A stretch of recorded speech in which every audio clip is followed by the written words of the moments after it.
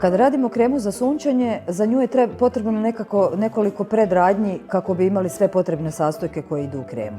Macerati, ulja i mrkve su nekako najpogodniji za izraditi bazno ulje za kremu za sunčanje, budući da je mrkva bogata beta-karotenom, budući da nam je orah pogodan za njegu kože i za poticanje tamnjenja i oni imaju nekakav jako lagani, ma gotovo nikakav onaj zaštitni faktor. Znači to nam je čisto bazno ulje koje nam pomaže za njegu kože i za održavanje te preplanule boje koju svi težimo i koju volimo na sebi vidjeti. Osim macerata, ulja i mrkve, dobro je dodati kokosovog ulja, ono će nam dodati onako fini, onaj tropski fini miris od kojeg lijepo mirišimo na plaži, ali kokosovo ulje ima već nekakav zaštitni faktor, mislim da se on kreće negdje oko 5, dakle nije visok, ali svejedno nam pomaže u zaštiti od sunca. Mehanički faktor koji najviše štiti kožu od neugodnih zračenja sunčevih zraka vam je cinkov dioksid. Cinkov dioksid se nalazi u obliku praha, koji je vrlo onako fin i nježan i njega također zamuljavamo u kremu tek kad se ova ulja malo rastope. Sada ne ide vosak, nego idu čista ta ulja koja kad se pomiješaju i kad se doda cinkov dioksid koji je doslovno mehanička zaštita za kožu. Dodaju se još neka eterična ulja možda za miris da imate dodatno. To kad se pomiješa, jednostavno kad se ohladi, krema za sunčanje je gotova. A prednost ove kreme je što cinkov dioksid doista pruža automatsku. Čim ju namažete, on vam ostavlja onako bijeli film.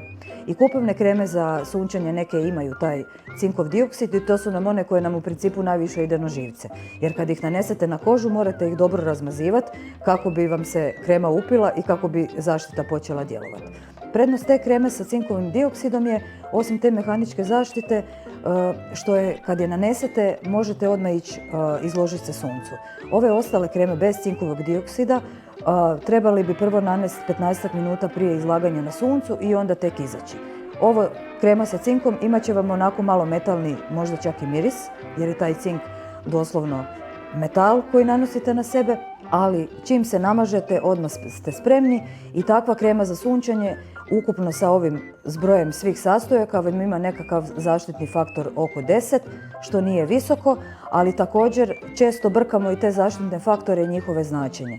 Jer prema vašem tipu kože, koje je gradirano u nekakvih, ja mislim, 6 stupnjeva, vi sa svakim tipom kože imate nekakvu svoju kao prvo prirodnu zaštitu od sunca plus zajedno sa kremom. Ako krema ima zaštitni faktor 5, to samo znači da ovo vaše prirodno vrijeme koje možete ostati izloženi na suncu vam se množi sa 5.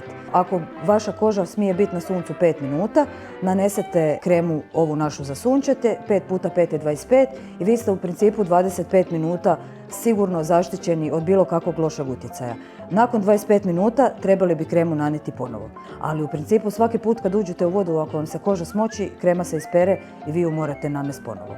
Tako da nema puno smisla imati ne znam kako visoke faktore, bolje imati niži faktor, ali češće nanositi kremu, nego kupovati faktore sa, ne znam, sad već ih ima, ja mislim, valjda već i preko 100, jer to vam sve opet ništa ne vrijedi kad uđete u vodu i ostanete bez svoje zaštite.